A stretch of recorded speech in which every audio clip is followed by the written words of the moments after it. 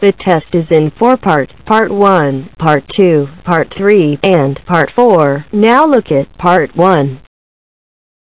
Part 1. You will hear a telephone conversation between a customer and an overseas shipping agent. First, you have some time to look at questions 1 to 8.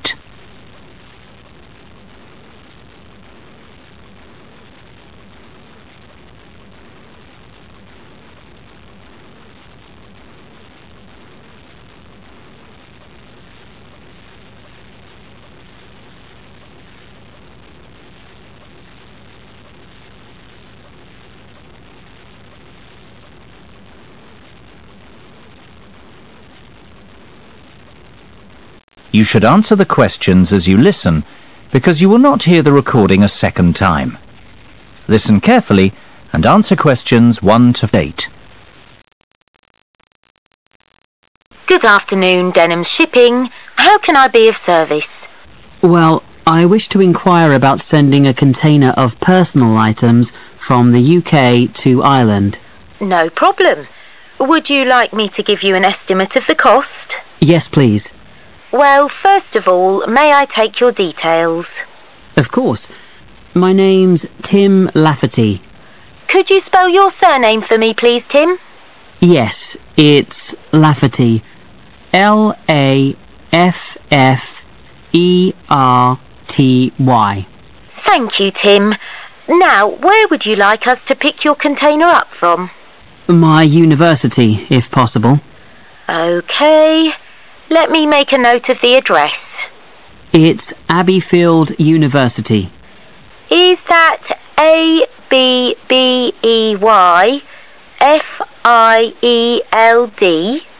That's right. Park Street, Brighton. Perfect. And may I take down your postcode too? It's BR8 9P3. Great. Thank you, Tim. Have you the container's measurements? I do. It's approximately 2.5 metres long by 1.25 metres wide. I see. Quite a big one then. Indeed. And the height? I make it 1 metre and 20 centimetres deep. So that's 2.5 by 1.25 by 1.2. Right. And what will actually be in the box, Tim? Oh, mostly old uni books. OK. And some music albums. Anything else? Yes, a little bit of stationery. I see. And could you put an estimate on the value of the items? The books are quite valuable. They're worth around £1,800. The music albums, maybe half that, say £900. And you can put the stationery down as £300. Before listening to the rest of the conversation, you have some time to look at questions 9 and 10.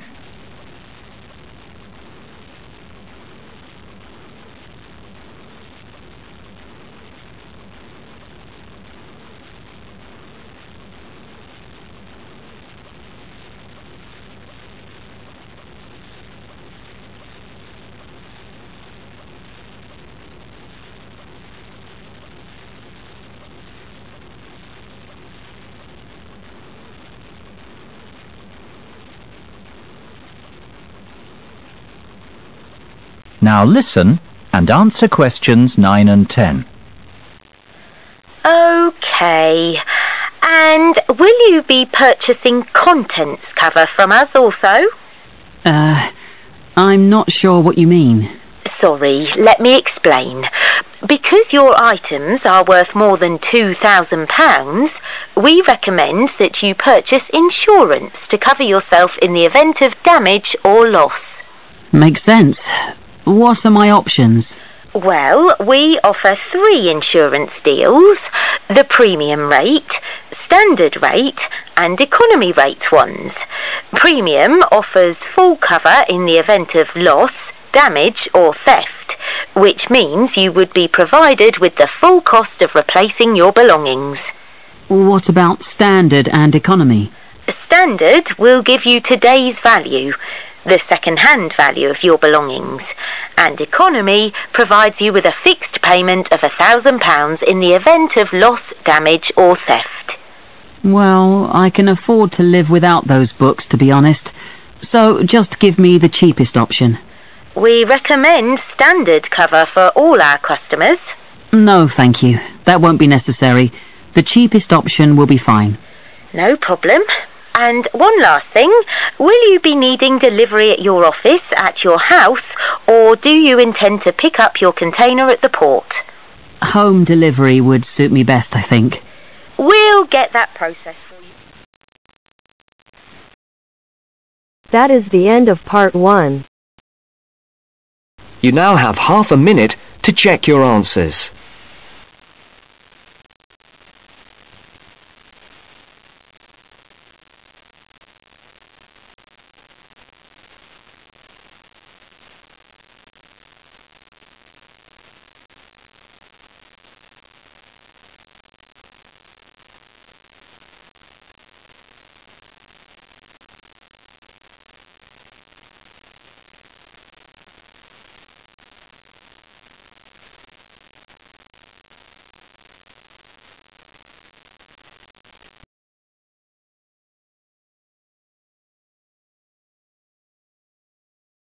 Now turn to part 2.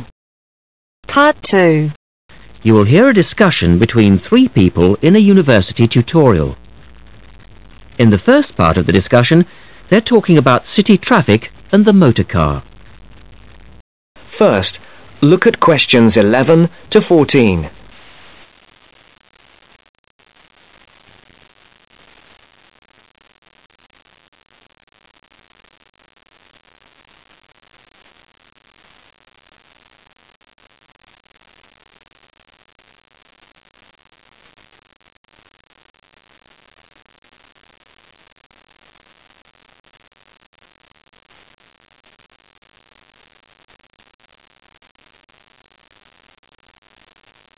Listen carefully.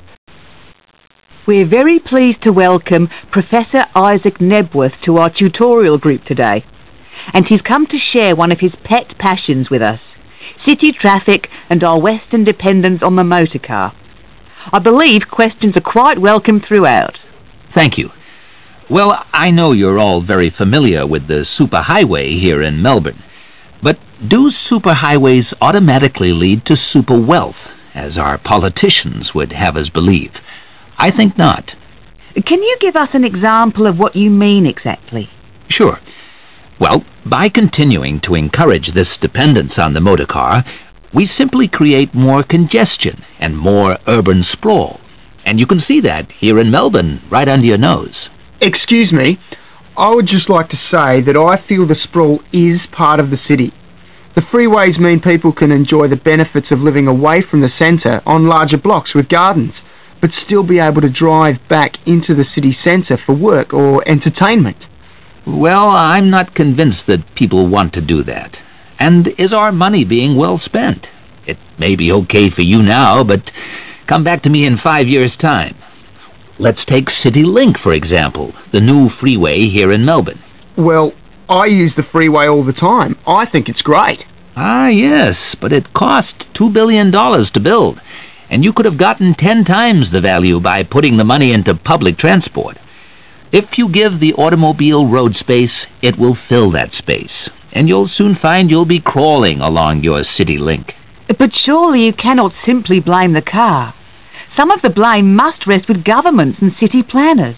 Well, there is an argument, surely, that building good roads is actually beneficial because most new cars these days are highly efficient. They use far less petrol than in the past, and emissions of dangerous gases are low. Old, congested roads, on the other hand, encourage traffic to move slowly, and it's the stationary cars that cause the pollution and smog, whereas good roads increase traffic speeds and thus the amount of time cars are actually on the roads. Well, this is the old argument put forward by the road lobby, but for me it's clear-cut. Roads equal cars, which equal smog. Public transport is the way to go. In the second part of the discussion, the professor talks about public transport in different cities. Before the broadcast continues, look at questions 15 to 20.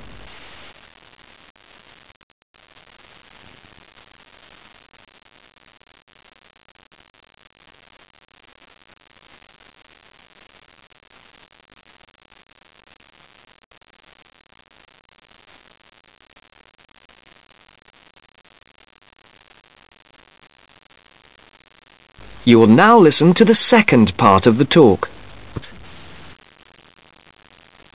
Now, on that topic of public transport, I read somewhere recently that Australia isn't doing too badly in the challenge to increase the use of public transport. Better than America, granted. But by comparison with Canada, it's not so good. For instance, if you compare Toronto with the U.S. metropolis of Detroit, only 160 kilometers away, in Detroit, only 1% of passenger travel is by public transport, whereas in Toronto it's 24%, which is considerably better than Sydney, which can only boast 16%.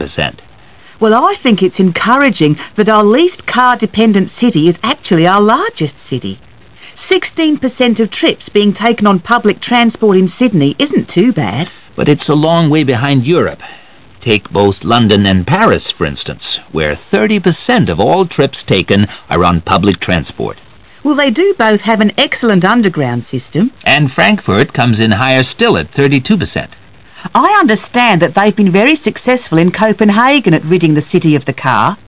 Can you tell us anything about that experiment? Yes, indeed. Copenhagen is a wonderful example of a city that has learned to live without the motor car. Back in the 1960s, they adopted a number of policies designed to draw people back into the city. For instance, they paid musicians and artists to perform in the streets. They also built cycle lanes, and now 30% of the inhabitants of Copenhagen use a bicycle to go to work. Sydney, by comparison, can only boast 1% of the population cycling to work. It could have something to do with all the hills? Then they banned cars from many parts of the city, and every year 3% of the city parking is removed.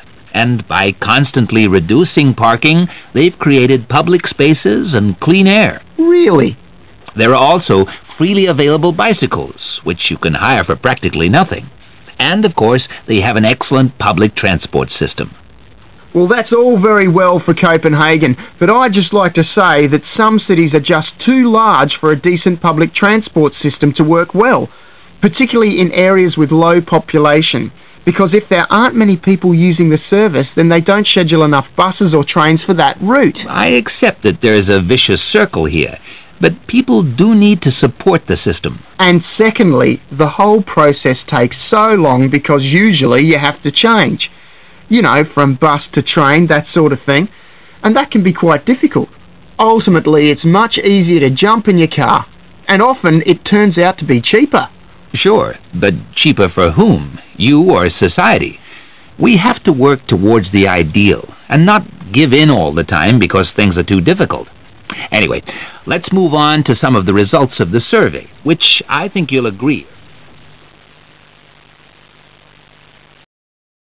That is the end of part 2. You now have half a minute to check your answers.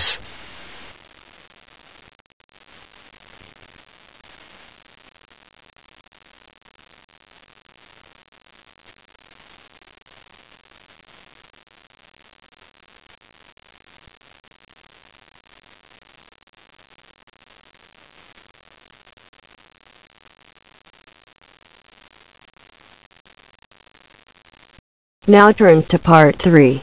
Part 3. You will hear two students, Ramil and Kirsten, discussing presenting a paper at an architecture conference. You now have 30 seconds to read questions 21 to 28.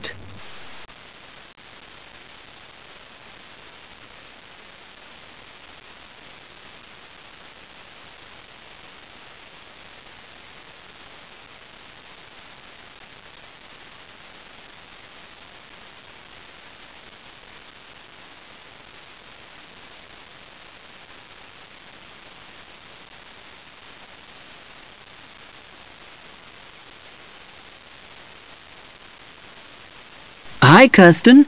Have you heard about that architecture conference in Oxford at the end of the year? Yeah, I saw the leaflet on the notice board. As it's my final year, I ought to try giving a paper, but I've got no idea how to go about it. Oh, I think you should go for it. I did one last year. It's quite straightforward. First of all, you need to see what the conference themes are. You know, what topics they're covering. You can do that by looking it up on the website. You need to submit a paper that falls into one of the categories they give you. Oh, that may give me some ideas. Then, while you're doing that, you should also have a look at the information on how to submit your paper. The rules, if you like, such as the length. It's important you follow those. I see. And then I suppose the next stage is to start writing it up. I'd like to use it as an opportunity to propose some future work, but I understand it must be based on current work. Still, there's plenty to choose from. It makes sense to do something that I'm more familiar with. Yes, and the other thing is, when you've written it up, then go back and look at your data carefully and make certain that you've presented it in a format that is standard for your subject. Remember, people have to absorb information very quickly while they're listening. Don't make it too complicated. Okay, well, I reckon that'll take me about a month to get that sorted. Then the next thing I have to do, I guess, before I send it off to the conference organizer, is give the whole thing to the events officer so that he can look through it and see if it all makes sense and is okay. Yeah. Remember to warn him that it's en route so he can fit it into his schedule. Oh. Then you're done, really. All you have to do after that is to go through it and sort out any changes you need to make. Then finally, you can submit it. You can do that online. Phew, good. Then I just wait to hear, I suppose. How long does that take? It depends, but usually about 6 weeks. Oh. When you hear if your paper has been accepted, then at that stage, it's worth giving them a list of any technical things you need when you actually give the talk. A screen or video players or that sort of thing. Okay, but that's a long way off. And I know that if my paper is accepted, then at that stage, I have to give them a short text about myself and my academic background so that they can put it in the brochure. Famous at last. Yeah. You now have 15 seconds to read questions 29 to 30.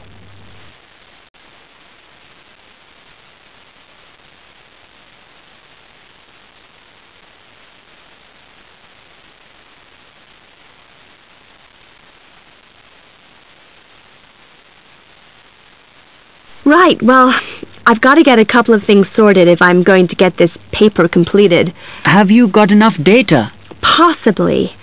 I'd like to reinforce some of it, though, so I thought I'd send out some more questionnaires. I was looking at that thesis that Angela wrote last year, and she said you need a sample of over 100 to be sure of your results. I think some of this year's postgraduates are doing some of the same stuff as you on buildings.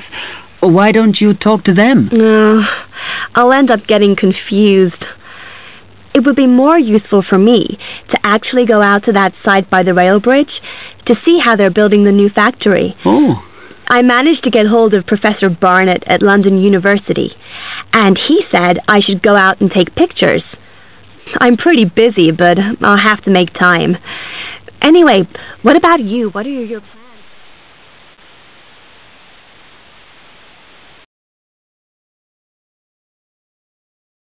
That is the end of part 3. You now have half a minute to check your answers.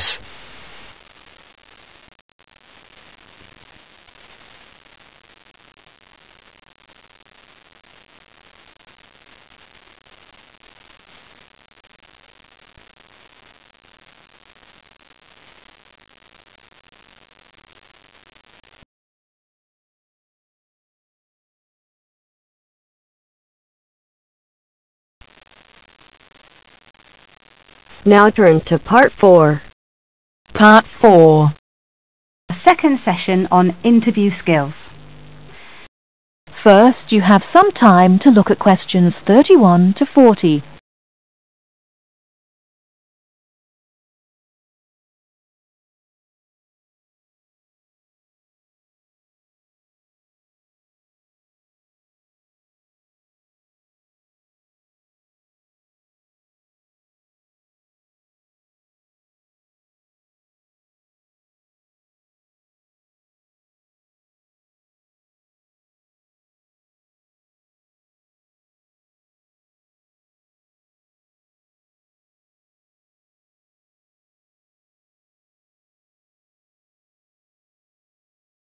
Now, listen carefully and answer questions 31 to 40. Hello there everyone, and welcome to our second session on interview skills. Now, we have already looked at what to say in the interview and what to wear. So let's consider non-verbal behaviour, or as it is more often called, body language. Believe it or not, research has shown that this is what makes the strongest impression on people we meet. Frequent eye contact is one aspect of body language which goes down very well with interviewers and creates a good impression. Looking at people means that you're sure of yourself and confident. In fact, one famous car company even makes a note of the level of eye contact candidates make during their recruitment process for this very reason. So it is very important to maintain eye contact. But be careful how you do it. Avoid staring, as this is a sign of hostility. But avoiding eye contact altogether and looking away or down is even worse. But the general message is maintain that eye contact. Believe me, the eyes have it. Now, along with eye contact, smiling is one of the other important non-verbal actions which say more to the interviewer than any answers you give. A good way to create a good impression during the first few minutes of your interview is to smile warmly when you meet the person or people who will be interviewing you. It shows them that you are relaxed. Facial scanning takes a triangular route, from the eyes down to the mouth and back to the eyes. Even when you aren't speaking, an interviewer will be noticing your mouth, so give a relaxed smile whenever you feel it is appropriate. Now, not surprisingly, interviewers pay most attention to a person's face or head during an interview, and they certainly pick up a lot on what they see. Researchers have identified nodding as going down very well with interviewers. This simple gesture shows that you are listening and paying attention. Another useful head gesture is to tilt your head slightly to one side. Now, this reinforces that you are listening well to what the interviewer is saying to you. However, tilting your head back isn't such a good idea, as this signals arrogance, and drooping your head forward indicates that you are lacking in confidence.